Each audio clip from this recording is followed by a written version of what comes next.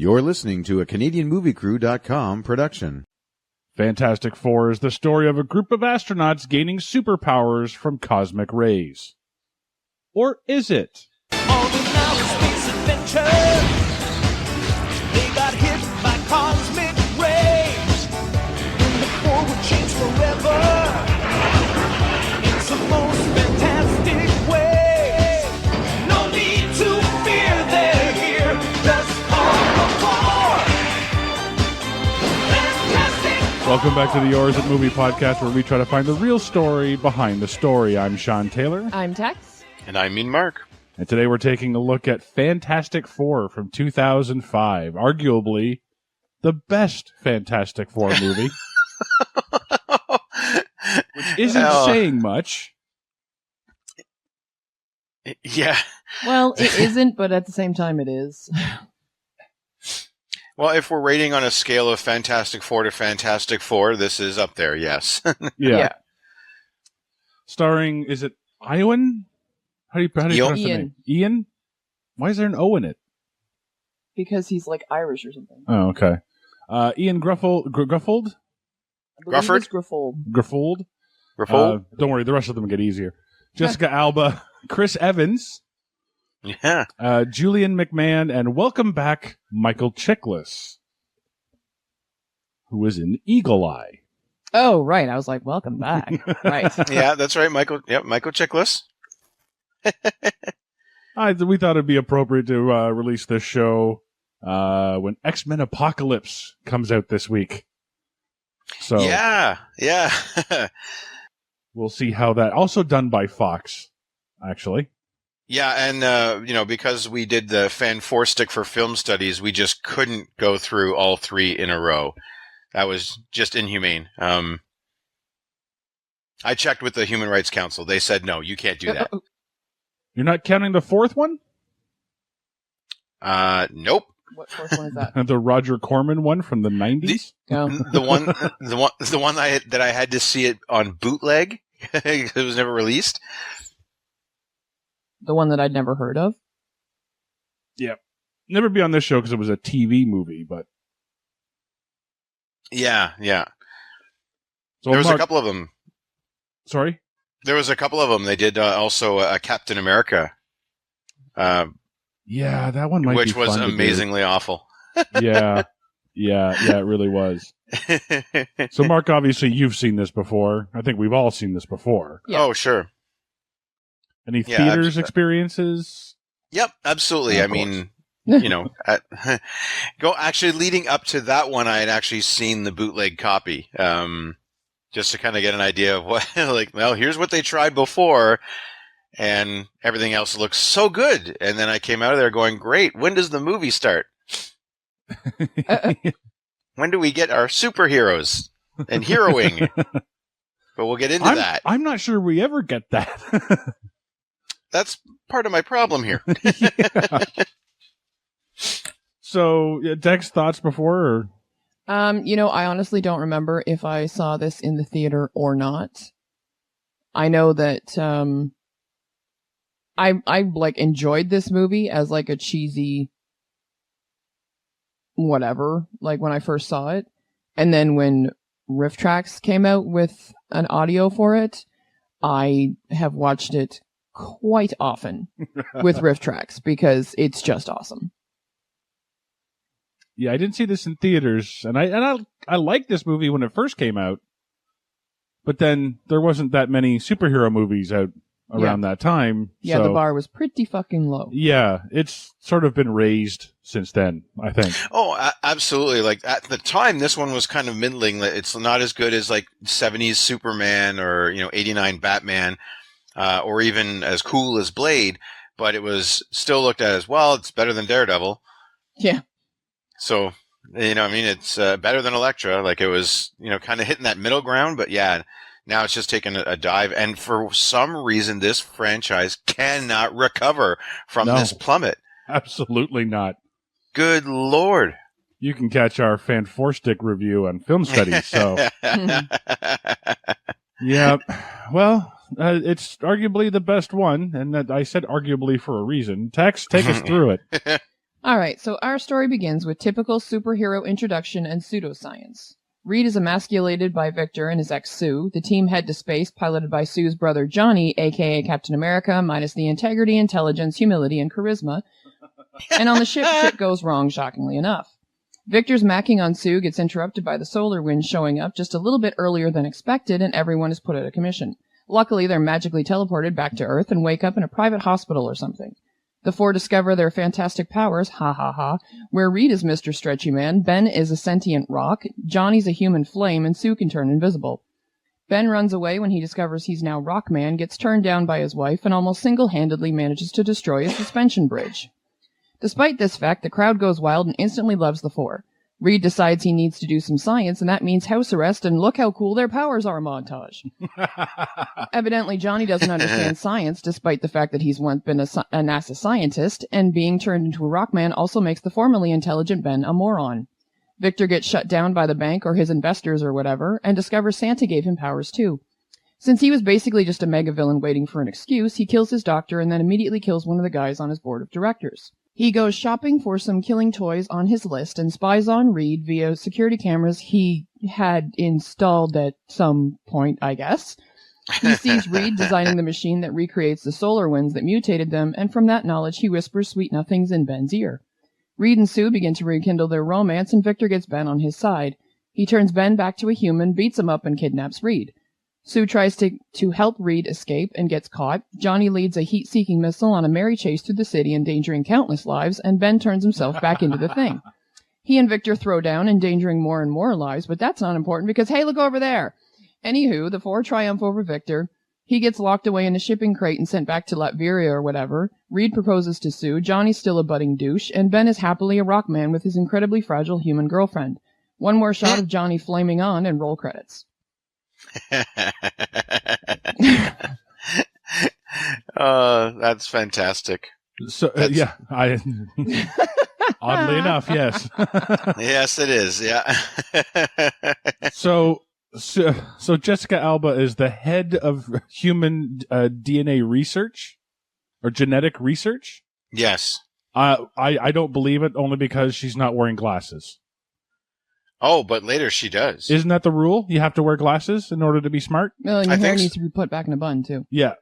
Well, her hair does get put back in a bun a lot, but... No, agreed. She can't be that smart if she's, not wearing glasses. If she has perfect vision and or contact lenses, she's fine. She's dumb. Yeah, absolutely. I have questions abound in this movie. Oh boy, here we go. Go. Start us off. All right, first of all, why does the storm cause Reed's hair to go gray at his ears and only his ears? I think the only answer to that is fan service, Mark. Correct. Okay. Fan service is, yeah. Fine. So going back to the comic book, why do the solar winds make Reed's hair go gray? Oh, he always had it that way. That's the thing. That's the way they've always drawn him, like before and after powers. Oh, I see. So this movie decided to make it a thing where the solar winds made just a little, gave him, a touch. What do they call that? Just for men. No, just for men is dyeing your hair, I thought. Yeah, well, this is Just for Men Solar Winds edition, where it gives you a little bit of that distinguished look. Okay. My next question. It's a leftover question. from the 90s where they frosted the tips. Oh, okay. Yeah. All right, my next question. So, sorry, just to finish that, though, the other reason the solar winds gave it to him is because it would be creepier if he already was a graying man going after Jessica Alba. Huh. I suppose. All right, my other question, or my next question, I should say. Not my other one, because I've got four more. First of all, how did they get home? From I got nothing. Space? Well, I would assume they landed the spaceship. But they've all been in comas, apparently. There's no mention of them flying home. True. So how did they get home? Well, they only show that Sue and Ben were in comas, and Reed and Johnny were up and about by the time we joined them back at the recovery center. So yeah, but there's no mention about how did we get back to Earth That could have been an easily just throwaway line. Yep, where Like, Johnny hey, flew. I barely got us home or something. Yeah, exactly. Because I mean, and also Von Doom was awake as well. He wasn't in a coma, so you're Also right. not They a pilot. should have mentioned something about Yeah, how. You know, exactly. what was there another ship sent up? Did they call a space cab? Yeah, exactly. Was that Now, really their Superman first meeting? saved them? Yeah. Oh, wrong universe. Sorry. Yeah. Yeah, Who well, in the yeah, Marvel because he could universe talk would him save through them? it, right? What's that? Sorry. He could talk him through it, right? Yeah. Who in the Marvel just- universe could have saved them? Well, that could have been the real meeting of the Silver Surfer. He could have just flown in and True. pushed him Spider-Man home. shoot his giant web up there and pull it down. All right, my next question. When the reporters, after the suspension bridge and whatever, when the reporters first see Fantastic Four, one of the chicks says to Johnny, "Is it true you can fly?" First of all, they've Yeah, that's a good question. only just shown up. No one knew about them prior to 15 minutes ago or whatever. So Yep. how did they know? How would you know to ask if he can fly? How would Johnny say, "Oh, That's- I'm actually working on that," because he's been Flame On or whatever, the Human Torch, whatever the hell he is, for 20 minutes. So how would he know he even has the possibility of being able to fly? Also, Go ahead. sorry. How do they have any footage on them whatsoever? Because as soon as they save those people, bam, you see them at the ambulance or whatever, that little tent thing that they've set up, and they're examining them, making sure they're okay. So they wouldn't have any footage of them in the first place. Agreed. Absolutely agreed. Big time flaw. Yes. And as far as the flying question, the only possible way is if somehow that they interviewed the nurse that Johnny went snowboarding with, and she said, "I think he kind of flew." Which he really didn't. He more plummeted. Yeah, I know, but again, Yeah, but he wasn't affected by gravity like normally you would. So, because that bothered me too. Because all the way throughout the beginning of this movie, he's worried about flying. I want to fly. I want to fly. I want to fly. And I have no idea why, if you just suddenly turn into a giant flame ball, that you can just assume that you can fly. Yeah. Now, if he was a comic book fan and like Superman or whatever and wanted to fly from a kid, yeah, then I can understand that obsession. But no, asking him why he could, or if he can fly, doesn't make any sense. No. Because exactly what you said. Plus, it just seems to me like it's the writers of the script telling the audience, he will fly. We're getting to it. Don't worry. yeah. We're going to get to it. Don't worry about it. Yeah. Possibly. Okay. No, This is one of those cases where the writers know more and assume the audience knows more. All right. You know what I mean? At which case it's still useless, because if they know that we know, then we know he's going to fly eventually, so they don't even need to have that line. It should have been replaced with something like Reed saying, "Well, if you create a jet stream behind you using the ability to throw fire, you can actually propel yourself." Blah, blah, blah, pseudoscience. How does he fly, by the way? Because that doesn't make any sense to me. That's about it. He can manipulate the heat and throw the flames, so he basically creates a jet behind him, a jet engine, out of his tootsies. Oh, so it's propulsion then? Yeah. See, I thought it had something to do with because hot air rises, right? Oh, that helps, yeah, but that helps with lift. But I mean, he's projecting himself like a jet engine. Huh. Fascinating. So, Okay. My so next when he question. throws a fireball, he's got it coming out both ends. Well, that opens up a whole other kettle of fish right there. All right. So my next question. Considering the fact that people go fucking crazy for the Fantastic Four, and Victor was connected to it by it being his space station, Mm-hmm. why did his stock plummet? That is a great, great question. Yeah, that I didn't understand. Why does the stock... Well, I assume the stock plummeted because of the accident, Which wasn't his fault, which wasn't his fault, but I mean... and wasn't anybody's fault. but he invested in a guy who was fucking wrong. Here's a guy who Marcus told me is supposed to be one of the 5 smartest people in the Marvel universe. You have 2 of them. Yeah, and they didn't carry the why.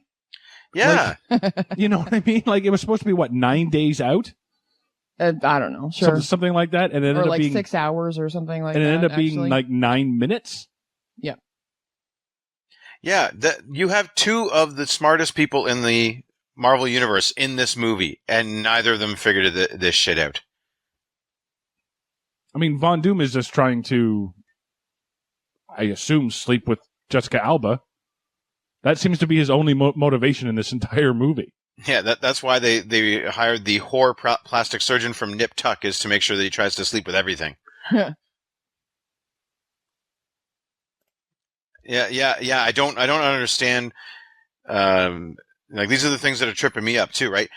Why didn't they know the comet was coming way faster than it did? Or, like, they predicted that it would just be, oh yeah, no, we've got plenty of time. Oh shit, you know what I mean? Like, this isn't your in-laws showing up early, okay? This is something you've been tracking for a long time and have, planned and plotted for. Secondly, Reed's like, oh yeah, your shields will be fine. How? If you know so much about this, you don't need to study it. Also, if you know enough to recreate it, why the fuck are you going to space? Thank you. Yeah. With no money. He doesn't have any money at the beginning of the movie. Yeah, and Von Doom puts everything in their space trip, right? Right. So they have no money afterwards. Yeah. Yep. How does he afford to build a giant cosmic ray generator? Oh, you just took one of my questions. Sorry, but that's all right. This bothered me too. It was a part of the question, but it wasn't the full question, but it was part of the question. The only clue we have towards this is that you see extras in suits that say Von Doom on the back, so he's still funding the relief effort or the Cure Me project. I guess. Cure Me project. Why would he? So unless Jessica Alba's giving Reed money under the table. Yeah, no, it's not under the table because you'd have Victor spying on. He's like, is that Charlie from the lab? What the Chet? What are you doing there? Why aren't you in my building across the street? I love how the Von Doom building and the Baxter building are within sightline of each other. They just step out in their respective balconies. They're like, hi, Yeah. And that was the other thing is I assume, okay, in order to contain heat, like they did with Johnny in that little whatever it is, that has to be very thick metal. Incredibly well insulated, yeah. Right. So if the thing can't get up the elevator, yeah, how do they get the materials up? They built it. Okay, but how do they get the materials up? Do they walk them up the stairs? This is Chet and Jimmy, one piece at a time, eh? Just kind of in the elevator, up the elevator. How much? Which, by the way, or maybe they had it lowered to their ridiculously huge balcony. Oh, maybe that's true. Yeah. Yeah. Good call. Maybe you'd have more money if your place wasn't so goddamn gigantic. And by the way, if the whole thing about the thing not being able to get up in the elevator, they're like, "Oh, weight limit exceeded," and they all turn and look at the thing. It's like, wow, great friends. Oh, I know. Yeah, we can't go anywhere. That's you. Get out. Take the stairs. Well, you can't really blame them in that case because no, but Reed could go with them. Yes, somebody could have gone with him, but at the same time, it's clearly him. It's clearly him, but I mean, if it was me, I'd be like, "Come on, thing, let's take the stairs." Just so he's I don't know, the odd man out. Yeah, and then he could do his stretchy powers all the way up and be like, "See how easy this is? Yay!" Yeah, like these are terrible people. We'll get to that. More questions, Tess. Oh, absolutely. All right. How did Victor not get picked up for murder? Because his appointment would have been in the doctor's calendar. Yes. Okay. So yeah, good point. He sees Victor. He's alive before he sees Victor, and after Victor leaves, he's dead. Wonder if there's a connection. Plus, he wasn't wearing gloves or anything, so his fingerprints would have been all over the doctor's neck. He killed everyone else on the way out? Okay. And yes, it hurt to stretch that far. He charmed the receptionist and was like, I was never here. I don't know. What, he has Yoda powers now? Well, he had handsome powers, right? So he just handsomed his You way did not. and was like, we'll go out to dinner later. And then he, just delete. True. Nothing you know. So you're saying that when the CSI gets there, like, well, this one's pretty open and shut case. There was obviously a rich guy here, so let's not bother going after him. Yeah, pretty much. Yeah. Yeah, pretty much. Yeah. Yeah, maybe. Okay. That's an excellent question, though. My next question. How the fuck did Sue rip off her clothing while running? We're going to have to turn that question back to the lady of the group, because I know how I might do it. A lot of hopping involved and wouldn't be nowhere near as graceful. All right. I can tell you that we can run and rip off jackets, and we can run and rip off blouses. We can kick off shoes as we're running. We can rip off bras. We cannot pull off pants. What? No, go ahead. We cannot pull off pants as we're running. Okay. We cannot. I've never seen it. I just wanted to know if there was some sort of fable or no. We cannot rip off. We cannot rip off pants, and we definitely don't leave them in that nice little trail of clothing. Like, oh, I wonder which way she went. Maybe her slacks were tearaway. I don't know. Or she was just tearaway pants were big back in the early 2000s. Go dated reference. Oh, come on, early 2000s tearaway pants. NBA, man, NBA, you still use them. Or maybe she was like, think thin, and they just fell down. I could give you an in-universe possible explanation, but she doesn't have this much control. She creates an invisible force field around her legs, and then boom, just expands it rapidly. So she blows off her own pants. Off her pants. It's the only way within the suite of her powers that it really makes sense, and then she can just keep running. Yeah, when she did that too, like, I'm fucking cheap too. There's no way I'd throw my clothing away like that. So it would be a matter of like, go invisible, get naked, scoop them all up in my arms and run. Yeah. If you're not really invisible at that point. You're just seeing a load of laundry run down the street. I don't care. I am not just leaving. Like, what she's wearing, are you kidding me? That's like $150 of clothing. I don't fucking think so. That was a very nice bra. If I was Reed, I'd be like, yeah, we're keeping this. Seriously. We're using this later. $50. I don't think so. And that's her running around the city bra. Do you notice that, Mark? Yeah. That's not an everyday bra, is it?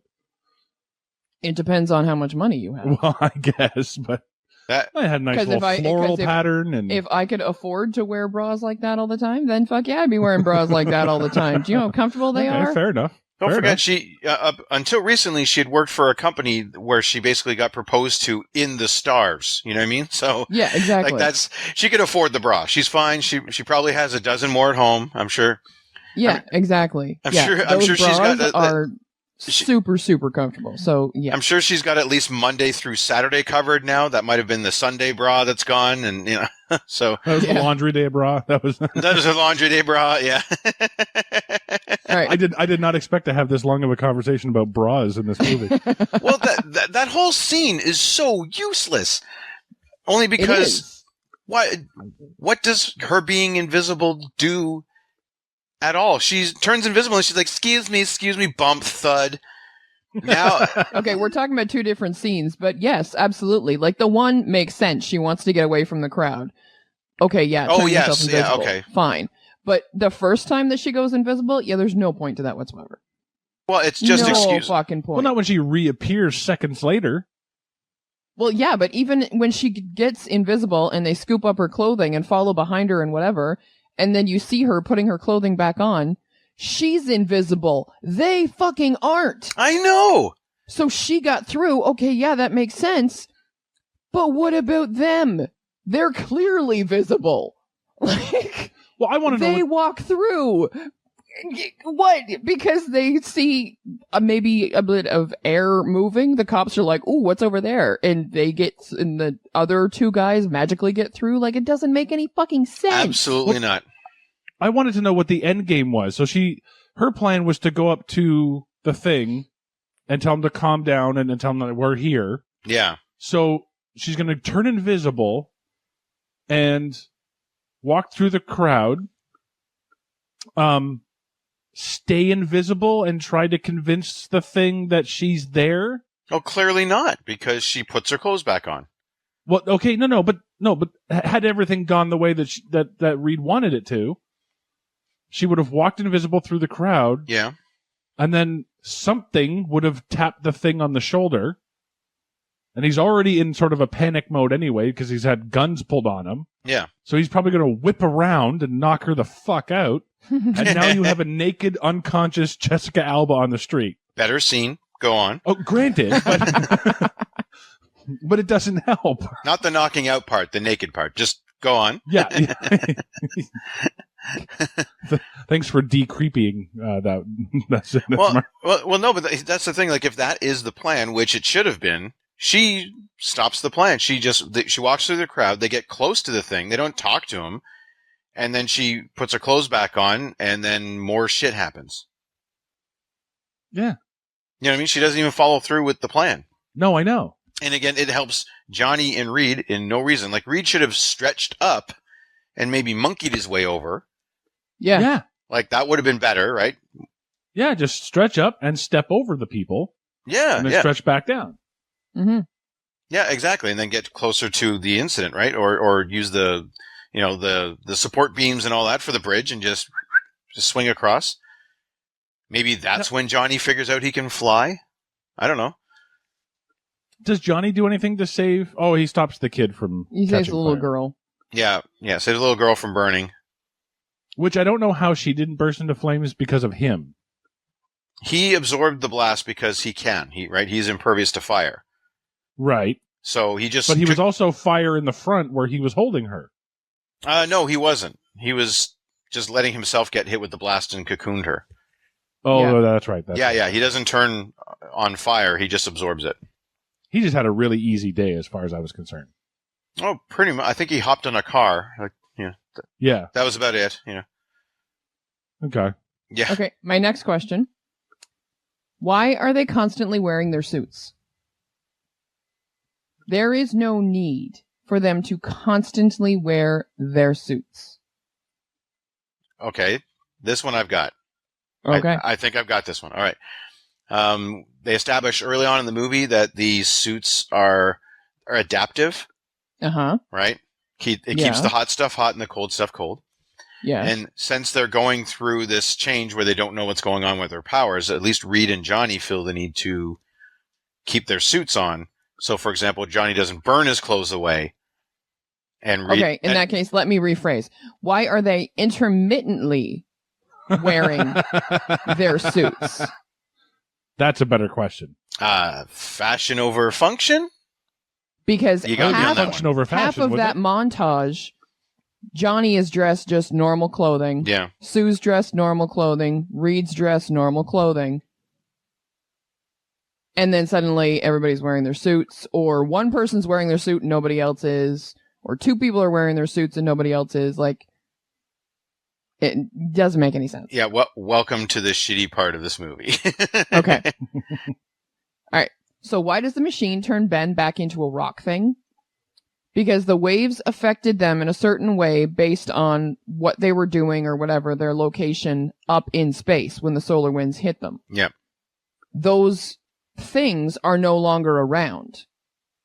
So why, when Ben was subjected to the solar winds in that machine thing, did he not turn into something completely different? Oh, I've got a better question. Movie magic. To go alongside with your question. Okay. How did that work at all? If turning him away from the thing, basically healing him, needed Victor to intervene and put his extra juice in there to make the machine work, how did it work the second time when Von Doom wasn't involved? That's a good question. At all, right? So the To answer the first question, the only thing that they give us in this is that Ben got hit harder by the cosmic rays than anyone else because he wasn't behind the shield Right. when he first got hit. So Yes. in this case, he's not behind the shield again. So he has the same mutation again. That's the only thing that they give us in this movie to go on. But it's not. I like to think there was a thing switch. I would like Thing, to turn back. not thing. Yeah, I Thing, would not like thing. to turn back into Rockman. Yeah. Which Okay. which would be kind of My neat if next he had question. that, right? So he just before bed, he can, almost like a thing shower. He can just de-thing, go to bed, normal, whatever. Going to work, he comes in, morning Ralph, morning Sam, click, thing, and then walk away. Yeah, exactly. See, now that would be a handy little machine. That would be. That would be a very handy little machine. Like, oh, crime's happening. I need to turn into the thing. And then you can de-thing himself whenever he wants to.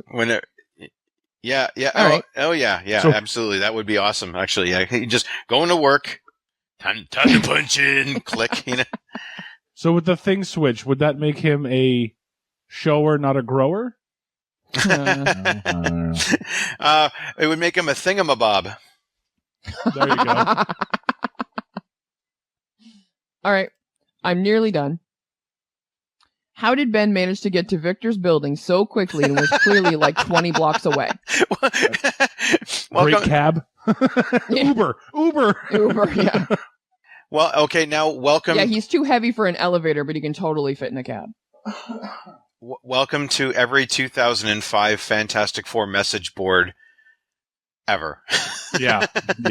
Oh, really? Oh, yeah. This has been a Yeah, they've been long-running trying to question. figure that one out for ages, and it doesn't work. There's no way that he has no power other than if they actually showed him leaping tall buildings in a single bound. That would be the Mhm. only way he could have done that, is if he was jumping from one building to another, and he's strong Yeah, enough. because like seconds prior to that, Oh yeah, Reed saw the thing going off in his building yeah. and realized some shit was going down.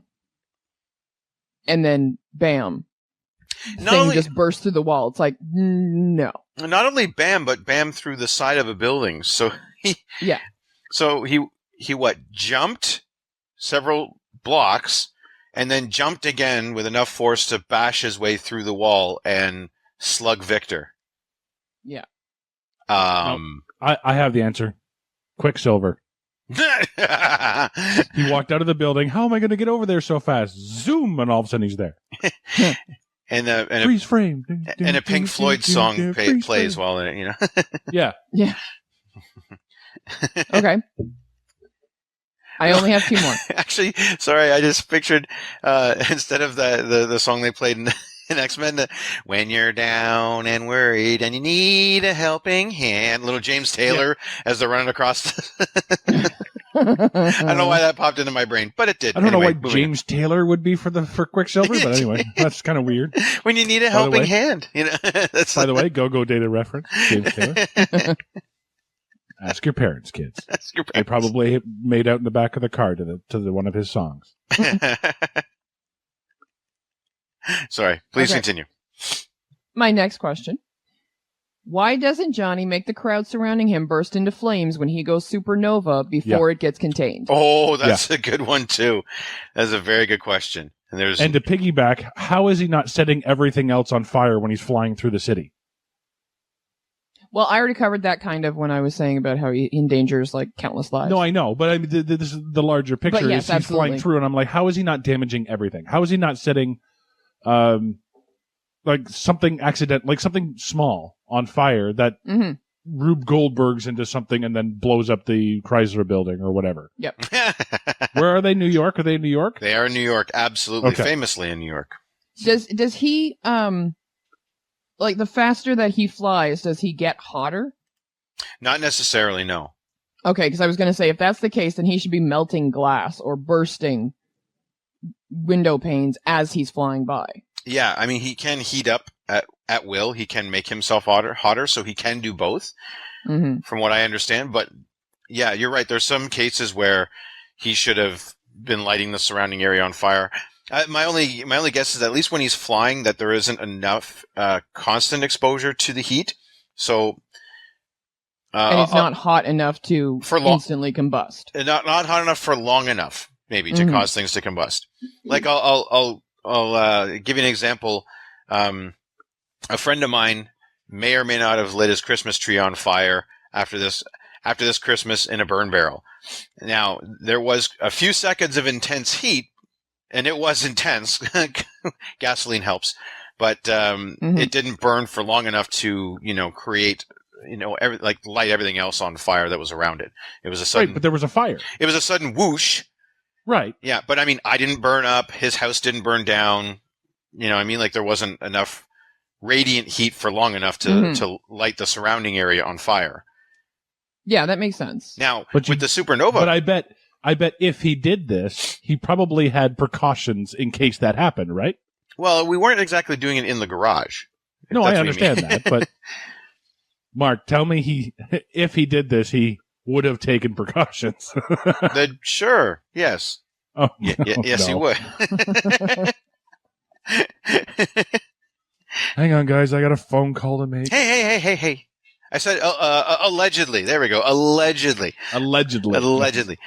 But as far as the supernova question goes, yeah, Reed says early on that if he goes supernova, he could light the entire atmosphere on fire. He can get so hot that the air will just burst into flame and literally create a world of fire. Yeah. Why didn't that happen? Because Sue did not have a cap on that fire. Not right away. It was not at first. It was a funnel. And not afterwards when the thing kicks over the fire hydrant. Because there has to be a hole. So that there's at least a brief period where there's supernova and the water's coming to it. Yeah, and Johnny stops, right? So the temperature would start coming down, but at the same time, I mean, was it enough? And if it was that hot, as soon as Sue took down her shields, everyone around should have been feeling like an intense, tense heat, if nothing else. Like, there should have been burns. Yeah, radiation, absolutely. maybe. Oh, yeah. That scene doesn't so my work. final question, and this is basically more for the comic book, because it has to do with the movie, but it also is going to go back to the comic book as well. Okay. How does Sue have the power to send bursts of energy or her soul or whatever the hell it is?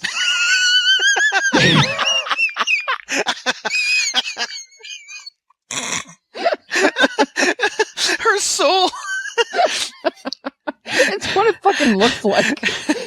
When she's throwing, like, when she's, I don't know, herself at Victor. It looks like when she's just soul. when she's just emoting in a general direction. Yeah, exactly. Exactly. And Johnny can throw flames. Why can't Ben throw rocks? The other two are the brother and sister. They have energy-based powers, whereas Ben is just a solid state. He just is that way. He can't make rocks. He can't control rocks. It's not an energy form. So he just is solid as a rock and extremely strong. His muscles and internal organs have become rock. I got this text. Nerd! Yeah, I was going to say, okay, so comic book. Oh, absolutely. And if this movie tells us anything, and if Tex, if you told us anything, maybe Ben Grimm doesn't have a soul. So, he can't emote rocks, I kind of feel bad for Albo because it's like, okay, you're kind of pushing an invisible wall. It's extreme mime that she gets to do throughout all these movies, where she's just pretending to push something that's not there, or just looking really intensely in a general direction. Like, that's all she gets to do as far as acting is extreme mime. Like, Yeah. does she always have to have like a wall that she throws, or could she throw like little, Darts? yeah, like little shield pellets? She probably could if she practiced, I guess, from what they tell us in the... See, there's so many superhero movies these days. I just took that as a regular. If she practiced, well, right, of course, Yeah. because yeah, of course. Well, how are you going to get better at your powers if you don't practice? Yeah, no, like I'm just picturing her trying to throw a pellet, and it she's not figuring out how exactly to move her hand. Kind of like Spider-Man Yeah, in the yeah. first movie. They're doing it against the devil horns and this and the flat and backwards and up, down and Peace, yeah. Yeah. It would be funny if it was for some reason only when she gives the finger it works, like she just has to so she just will flip off these little bubbles of So I have some questions. Oh, excellent. Yeah. Let's see. Now I'm not a businessman. Okay? Mhm. I don't own a business. But if I were, I would absolutely have the biggest backed wing chairs that I could find in the world. And Yeah. then boot out the CEO at the first sign of trouble. Yeah. Oh, sure. Yeah. Yeah, let's talk about that. It started off as a question, and that was an impromptu if I were, so. So the villain has his company taken away from him thanks to a board of directors, Yep. and then kills all of them to avoid losing his company. Sound familiar, anybody? No. Spider-Man? Yeah. Oh, right. Yeah.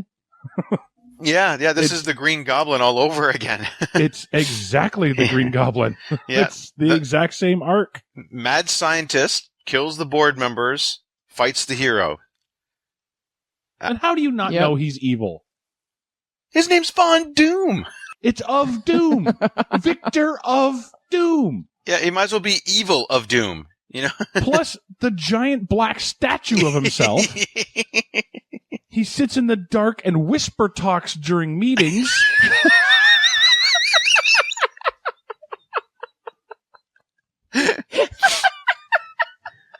And he has completely unfair and totally aggressive business negotiations. Plus, he's got Smithers.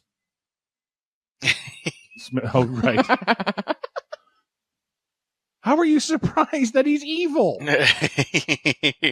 Oh, Of Doom. and don't forget, in this case, he's good looking. That always Mhm. helps. Well, yeah, of course. Yeah, that's With right. big bushy eyebrows and black hair. That's right. Yeah. So he dresses well, whisper talks absolutely, and he's oozing evil in this. In fact, to be honest, he's actually my favorite part of this movie. I find the four themselves rather annoying. Okay, Jessica Alba aside, but I mean, Von Doom is my favorite part just because he's going for over the top, and if nothing else, and you get that. Is he, though? What's that? I don't think he was. Oh no, I think I think he was. I think he was, and the fact that he doesn't go batshit crazy over the top like Willem Dafoe did, I think it is to his credit, and it also makes it more entertaining because he's trying to do over the top, but he's not going like mad over the Yeah, top. he's just like basically he gets an excuse to be evil, and he's like, yes, I'm gonna enjoy the fuck out of this. Yeah, exactly. He just keeps discovering more and more evil powers. Like, well, this could never be used for good, so zap. Oh, I also that actually brings up another question for me. How does his skin start disappearing? Like the You one, should see his bed. like the one point where he punches the elevator, like the elevator wall, and it caves in, and he like slices off a bit of his skin, and it shows like steel knuckles or whatever. Yeah. But that's all that he does. This one I have a harder time with because this is not the Victor Von Doom from the comic books. This is something else. They're trying to make him be mutated like the Fantastic Four, and they're just kind of making shit up as they go along. Maybe his skin turns to metal? Maybe. That's what I assumed. Maybe he gets electricity powers? Like, this is all stuff that Von Doom is more like evil Iron Man, if you will. Oh, really? Oh, yeah, he's a genius. He relies on his technology a lot. Like, that's more Victor Von Doom. And he's jealous that the others get powers. This Victor Von Doom should have been high-fiving them and been like, dude, I got stuff too. You know what I mean? Like, the only reason for them not to be the Fantastic Five is Sue. They're fighting over. I think the only reason is just, I think he just got pouty. No, they didn't invite me over to do their research. I'm going to be evil. Yeah. Yeah. Exactly. Yeah, basically. And I tried to steal Reed's ex-girlfriend and it didn't work, so meh. No, it did work. He was about to propose to her. No, but it didn't work because she wasn't going to say yes anyway. Clearly. Well, she was rather bored looking at space. Yeah. Yeah, here's the entire world, which at this point in the story, I could literally give to you. I'm one of the richest men in the world. There's this Stark guy that I high five at the meetings every once in a while, but other than that, Yeah. We're pretty much splitting it up, so you can have it if you'll just continue to sleep with me. And she's like, "Is that all? Just the world? Really?" Yeah, but then apparently nothing happened between them. Because she says that to Reed at one point. She was like, there was never anything between Victor and I. So basically, he's been chasing her all this time, and she's never fucking, even for 1 second, given him any type of encouragement. Oh, So he's just a little bitch boy. Okay, so that makes it even weirder then. I hadn't picked up on that, to be honest. That I thought they were dating. No. I thought they were in a relationship. And that's why he's offering to marry her. No, they weren't. so No, he just decided, hell, I can't get, because he says, to his little Smithers guy, because the Smithers guy says, I've always wondered why Sue Storm, you could have any other woman, and he's like, that's the point. He wants what he can. So can. he's been trying to get Sue, and she's just been like, no, I'm good. See, I took that to mean that they already had Sue, and he was like, because when he asked that question, I was kind of like, wait, what? Because he says, why Sue Storm? You can have any woman in the world. I'm like, is Sue secretly a raging bitch? That's kind of a slam to Sue by these. I think the assistant was jealous of Sue. I think the assistant wanted to fuck Doom. That's why I called him Smithers. Yeah, that's exactly. So when he goes on vacation, he goes away to clubs and holiday places that they don't list names. Is that is that where Smithers goes on vacation? Is that? Yeah, exactly. This brings me to a new thing I'm calling point counterpoint. Okay. Okay. So the topic at hand is Sue Storm being mad at Reed Richards for not noticing him. And only within the context of this movie. Right. Noticing who? Noticing Sue, sorry. Her. Oh, okay. So, because she's constantly getting mad that Reed isn't hitting on her or paying attention to her during this movie. During their past relationship, absolutely agree with her. But here's my counterpoint. Point. When dating a nerd / scientist / geek, you have to understand that they've been picked on and gotten used to being on their own, so they don't fully understand the female need for attention and affection right away. Also, she's clearly in a serious relationship with Von Doom, so even if you dated her previously, it would be completely against the quote-unquote rules to hit on another man's woman. Right. Fair? Point. Counterpoint. It's Jessica Alba, dude. What's wrong with you? Counterpoint wins. Thank you. Yeah, come on. Like, she's not the hottest woman in the world to me, but it's still, come on. She's always the hottest woman in the room. Tell you that. Pretty much. Yeah. And all of her clothes have that deep bulging neckline that I'm sure the director demanded of the costume department. Yeah, excellent. Good point. Because even with her suit, her blue suit, it's a giant plunging neckline to show off the cleavage. Is it? Yes. Oh. She walks out. She walks out carrying the things and she's wearing it and she goes, Victor made these. And I'm like, well, I fucking guess he did, didn't he? Yeah. Why does it have to be so tight? Wouldn't a bulkier suit protect me? No. It's fine. Yeah. You know what? Just leave the zipper there. Don't worry about it. Just zip it up just before you put everything else on. Just go ahead. That's fine. Why are you vacuum sucking the air out of this suit while I'm in it? No. Science. Yeah, it's for science. Put this on underneath. Don't ask questions. Everybody in this movie is an asshole. With the exception of Ben. I think Ben's the only likable character in this movie. Because everything happens to Ben. His wife? Oh my God. Is a word I don't even want to use. Oh, Okay. So she freaks out. Yeah. when she first sees him, I kind of get that. That would be stunning. But to give up your marriage, Yeah. you bitch. Fuck you. Go die on The Walking Dead. Fuck you. Because she does. Spoiler alert. Yeah. No, you're absolutely right. I had that in my notes too. Like, it's one thing to run away, but it's one thing to run away for good. And Yeah. like What happened to for better or for worse? she shows up on the bridge because he's there. It's not like they were in a cab talking or something like that, and then the shit happens, and then he goes and saves the day. No.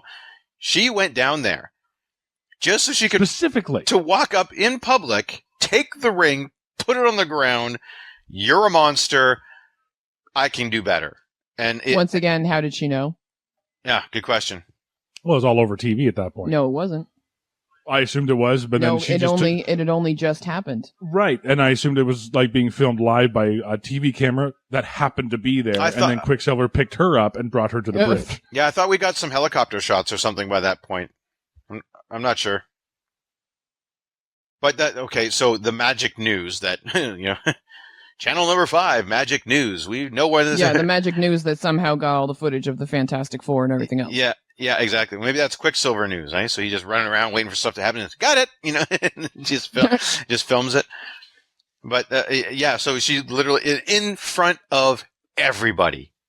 Yeah. Are the cameras on? Are we all looking at me? We're all looking at me. We're looking at him. We're looking at me. Okay, great. Here's the ring. Yeah, she's looking for a book deal. Yeah.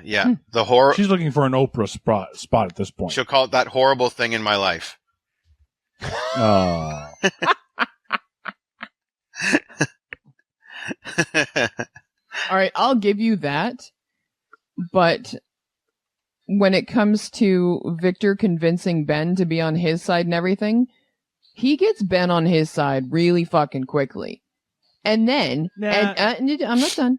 And then, when Reed gets saved by Sue and Ben, what does Ben say to him? Oh yeah, you didn't listen to me, blah blah blah blah blah blah blah. And Victor isn't that bad, and yada yada yada yada. It's like, excuse me, hypocrite. You were just on his side. Yeah. His little devil on the shoulder act there worked extremely well. Yeah, not even like one moment of repentance toward Reed, been like, I'm really sorry, I shouldn't have done that, whatever, blah, blah, blah. No, just suddenly, Ben's always right. Yeah. Fuck you too. Yeah. That is his asshole moment. I kind of get why he did that, though. Because he was just sitting there waiting for Reed to turn him back. And Reed, now, I think he overreacts when they go out for one dinner. Yes. But, you're the Thing, and you want to turn back. You want to get your wife back. Yeah. Why would you want that bitch back? Well, yeah, love. I don't know. Or at least get back to normal, right? Like get back to normal, right? So, yeah, no, you make a good point there. All right, fuck Ben. Exactly. But also, it has a great message for the audience. Hey, if you're horribly disfigured, the only people that will love you are blind people. Yeah. Unless you find an understanding blind woman, you are going to be alone.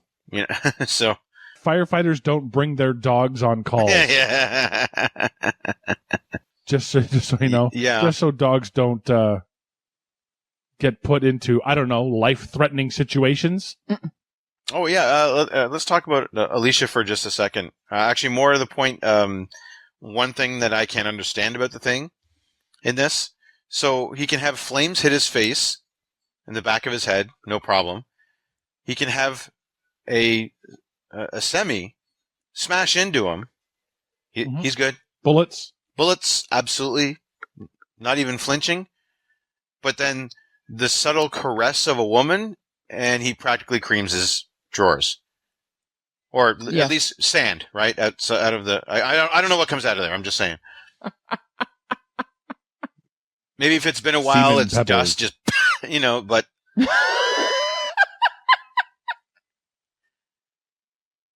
Well, I don't understand. Like, how is Maybe he it's so? Diamond.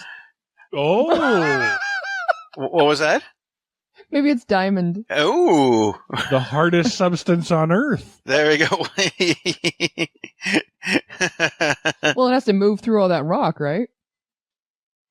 Maybe it's coal. Oh, Oh yeah, it's black. yeah. Oh yeah.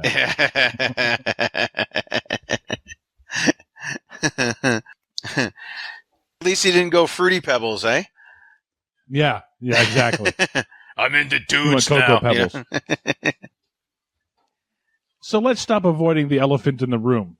What's missing in this movie, in this superhero movie? Superheroing? Superheroing! Oh my god. We don't even get the now required anti-crime montage. There's no save the cat moment.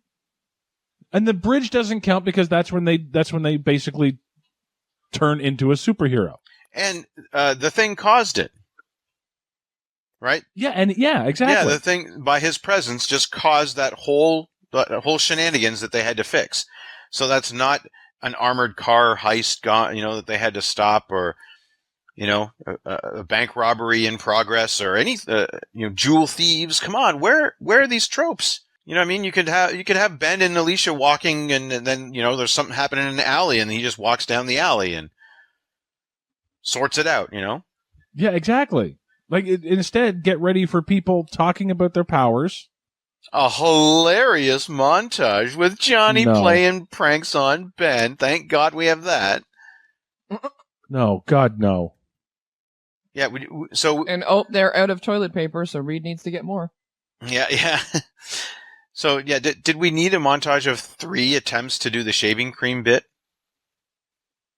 Like, 4 if you count him actually shaving. Which that brings up my question. Would the hairs on his face get bigger? That's a good question. Right? Because you're stretching your face. Yeah.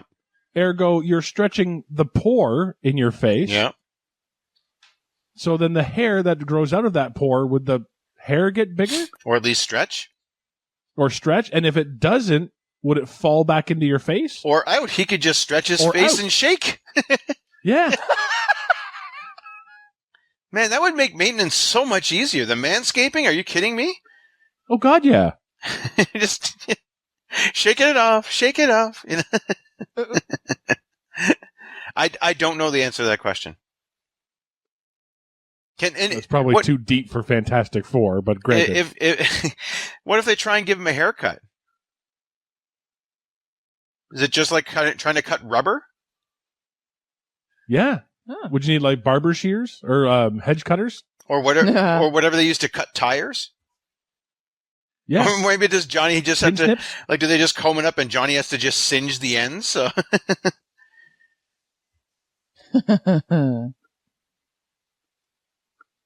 So, and again, going back to the 2 smartest people in the Marvel universe at this point, when Ben is being pulled back in space, yeah.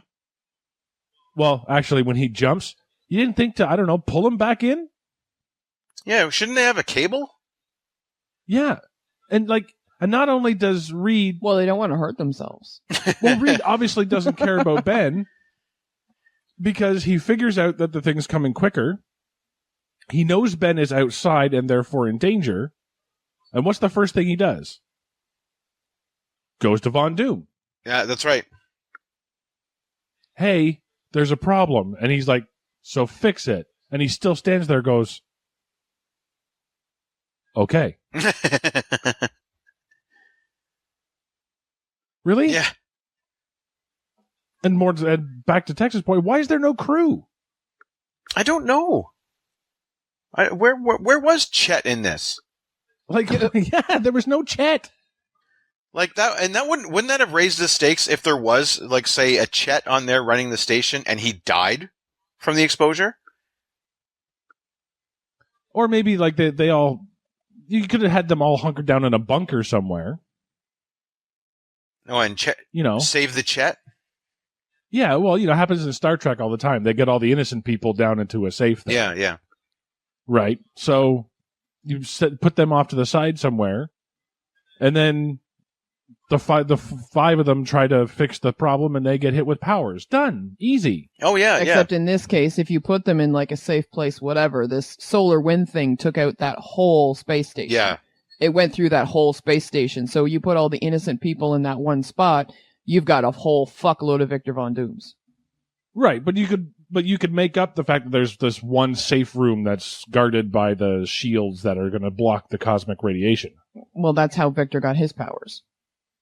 That's what I'm saying. In this particular telling, I thought the shields weren't up there. no, the shields were up, and that's what Victor is made of. He's made of the shields from that stuff. So with that logic, if you had a whole bunch of innocent people just hunkered down in some bunker or whatever, they would then all be, have a huge group of Victor Von Dooms. Yeah, the whole point was That's that they were woefully unprepared for what was about to happen. So there could only be the 5 of them. Really, it should only have been 4 of them. Von Doom shouldn't have been there. Yeah, that's true. There's no reason for him to have been there. Absolutely is. They could have done the story way better if he starts using technology because he's jealous that they got powers through this thing and he missed out. That would have been the better story. Yeah. But then how does it become Doctor Doom? Well, that's the thing. It's that mask. That's only part of it. He actually has a whole suit. Like I said. Right. He makes a suit. He's like evil Iron Man, if you will. Which hadn't come out yet, so they could have easily gotten away with it and not been called out for, just trying to be Iron Man. Mm-hmm. Oh yeah, they missed out on an opportunity. They just wanted to roll it up, and they also tried to tie the powers into the personalities of the characters, which in the comics it really wasn't a thing. Like it didn't, like it was just like kind of 4 random sets of powers. They didn't all get the same thing from the same thing. They just got different powers. But here, Sue feels like she was never seen. She's invisible, even though she looks like Jessica Alba. But yeah, thank you. Yeah, and so she gets to be invisible. Johnny was a hothead, so he becomes a Human Torch. Reed is always stretching himself between his science and his personal life. Obviously, always in one direction rather than the other, so he gets to stretch? ? Physically? And Ben Grimm was just a good old rock that he leans on. And Von Doom was evil. Yes, exactly. And Von Doom just gets evil powers for evil's sake. Like they tried to tie it in too closely. It really should have just been like, I don't know why the fuck you got that one and I got this thing.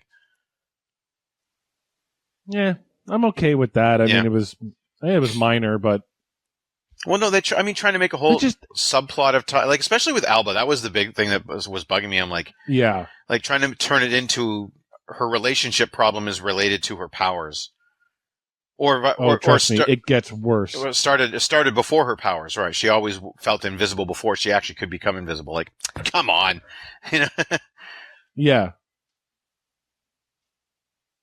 No, trust me, that gets worse in the next one. Yeah, really. Like how all the fun stuff happens off screen, like when we see Ben Grimm crush a Porsche into a car.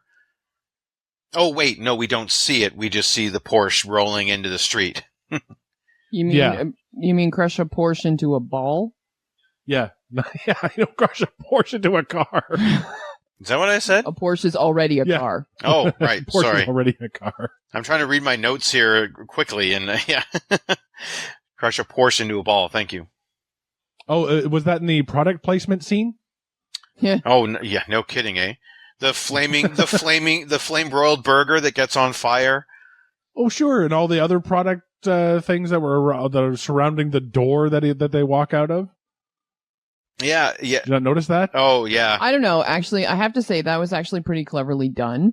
It's cleverly done because it's one scene. These are all your sponsors. Done.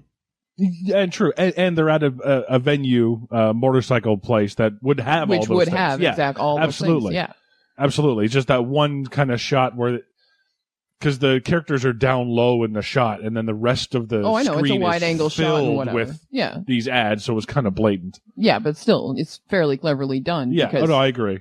It makes sense.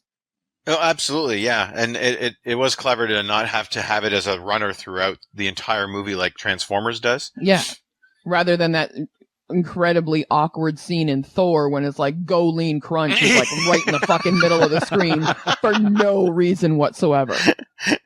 Like, that's ridiculous. Yes, yeah, Go Lean Crunch, cereal of the gods, you know. Yeah. Although, one thing about that scene, though, at least to our detriment, I couldn't get a sponsor for this week's episode. They all said, no, we're good. We got it all in the movie. Yeah. Yeah, we're taking care of things. Yeah, thanks. So, yeah, I like it when Sue's trying to get into the building and, you know, she's in the elevator and the lights kind of go out or whatever. But she manages to get all the way to the top floor while the rest of the building has a power outage. Oh, yeah. Yeah. The blocks and blocks are just wiped out because of the machine. But no. They're like, hot chick in the elevator. Woo! I mean, powered me up. That was actually one of the things that I noticed too, is like, it shows lights just going guh, and just off. Yeah. On entire buildings. Hers, the lights flicker a little bit. Yeah. And the elevator still works. The building that it's happening in, her lights flicker a little bit. That's it. Yeah, exactly. And was this the very first Stan Lee cameo? Or no, he was in Spider-Man. I was going to say, Spider-Man came before this, didn't it? Yeah. Yeah, he was in Spider-Man. He was in Daredevil before this as well. I think Spider-Man kicked it off. I'm going to have to check on that because I don't think he was in any of the Blade movies, which came before. No. So, but I think this was the first one where he was front and center, right? Like this one, I remember seeing Stan Lee and being thinking, wow, okay, that's blatant. Yeah, where he gets to be kind of a character, right? Yeah. This is exactly. This is his first like appearance where he actually has like lines and stuff. Well, he had lines before. He had lines in Spider-Man. Well, in one of the Spider-Mans, he has "Look Out." Yeah. Yeah. In the second one, he has "Look Out." I don't know. In Daredevil, he's arguing with a bouncer about getting into a party. Yeah, I don't remember that. I knew that. I don't think he was in Elektra. Good move. I think I could be wrong. I have to go back on that one, but yeah, this is one of his bigger ones too. So just a few things in this movie. Chris Evans improvised most of his dialogue. Okay, that explains a lot of it. Yeah, which would explain why he's funny and no one else is. Yep. Yep. Jessica Alba's underwear scene was added after the actress had agreed to be in the film. Shocker. Like, what? We got Jessica Alba. Hang on a second. Right. Done. Script change. Dear Dream Journal, it finally happened today. Jessica Alba got cast, and that's the scene that I've been writing for so long. I was able to pull from my archives. Dear Diary, best day ever. Yeah. Stan Lee said that Michael Chiklis' The Thing is his favorite performance in any Marvel film. How? I wonder what year that quote was pulled from. Well, yeah, I actually would be interested to see that. Yeah. This was one of the first 5 movies to be released by Fox on Blu-ray. Oh. Okay. It was about this time that Blu-ray got popular, so. Some almost cast. You ready for this one? For Dr. Doom, Tim Robbins. Oh, okay. Which would have been interesting. For Johnny Storm, who was a young, handsome, and action movie at this time around. No? Paul Walker? Oh, that would have worked. Oh, yeah. For Reed Richards, there was a few. Hugh Jackman. Get out. Yep. George Clooney. Would have made the jump from DC.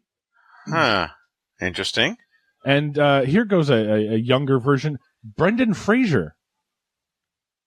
I don't mind that one. Neither do I. I don't think he's old enough, though. I think George Clooney is too old. George Clooney is too old. And I think Tim Robbins is too old. Yeah, no, Because they were all supposed to have gone to school together, right? That's true. Yeah, so he's got to be just, a few years older than Paul Walker because it's Sue's younger brother. Mm-hmm. Like if Alba is our middle line here, you can't get too old or too young because you want age appropriate exactly. for Jessica Alba, which obviously if you get her, well, there you go, right? For The Thing, popular man back in 2005, James Gandolfini. Ooh. Well, Ooh. he's definitely in New York. Yeah. Yeah. Oh my gosh, that would have been. Hey, it's clubbing time. Hey, listen, you're gonna turn me back, or I'm gonna do something about it. Come on, you And come on, for you busted my balls here. You busted my balls here. I'm look at me, I'm a fucking rock. Rock.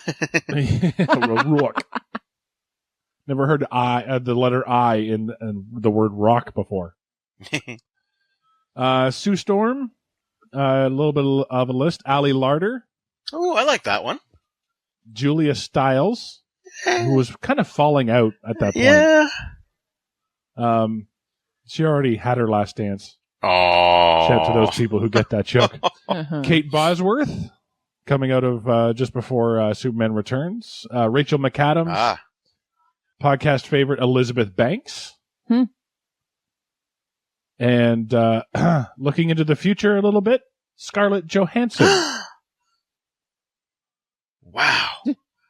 I did not know that one. So, I got to say some good non-casting, at least on their part. why is that? Well, I mean, Scarlett could have made the jump over to Disney as well, like Chris Evans did, but just seeing her as just a Black Widow has been fantastic because that's all we kind of know her as in the superhero world, right? I think it would have been funny if Scarlett Johansson was in this movie. Yeah. And then she does get Black Widow. Yeah. And Chris Evans becomes Captain America. Yeah, exactly, eh? And then, like, somebody from the Fantastic Four movie meets up with Black Widow and Captain America in, like, a Marvel movie and goes, hey, why aren't you... Ah, you look like... You guys reminded me of somebody else. Yeah. Oh, that's funny. So, as always on this show, we try to find the real story behind the story, Mark. Or is it The Apprentice High Back Chair Edition? Let's see. Or is it The Fantastic Four versus the evil Electro Almost Iron Man? Or is it the story of one man who receives extraordinary powers and accepts his fate to use his power for good, then his struggle to try and convince the three other people in his life to do the same? Oh yeah, and they fight a douchebag billionaire. Who's the one guy? The Human Really? Torch. Oh. He's the only one. Oh, Human Oh. Torch. Yeah. Yeah. I was gonna say. that's true. Yeah, he's the only one that's like, no, we should do this. We should use these powers. Everyone else is like, fuck off. Or finally, or is it Fantastic Bickering? Yes. Very much so. Tex? I have it, or is it the moral of the story to be a douche? Eventually, it will lead to you having superpowers. Or is it the story of one dedicated doorman who heroically lost his life in the service of his job? Oh, yeah. Gets tossed through a window. Through a door, ironically. Mm-hmm. Exactly. I always knew this. Oh, live by the door, you die by the door. That's right, yeah. guess I always that's knew this door would kill me. your moral here. Did he have 3 days to door retirement? Sorry, just... Yeah. He must have. Well, he asked for it, and it was pretty much an open and shut case. So. You can insert the rim shot there yourself when you. Yeah. Yes. Thank you. I had just have it simply, or is it Sight Gags the movie? Yeah. Because that's all this is. And that is seriously the biggest problem with this. They had good casting, I think. Like I had no problem with who they cast. Like Ian there had the look. He looked almost like he was ripped from the page, and that's why he was hired. This was his first big acting role. So they wanted him because he looked almost exactly like every iteration of Reed Richards ever drawn. So that, you know what I mean? And So the casting was fine. They had a good direction. I'll even give you the opening, like how they get their powers. It's just everything after that is where it just falls right off. Mm-hmm. So that's going to about do it for Fantastic Four. I'm Sean Taylor. I'm Tex. And I mean Mark. Join us next time when we follow the story of a Swedish rogue agent on the run from his handlers. Dolph Lundgren returns to, or is it in, the Bjorn identity.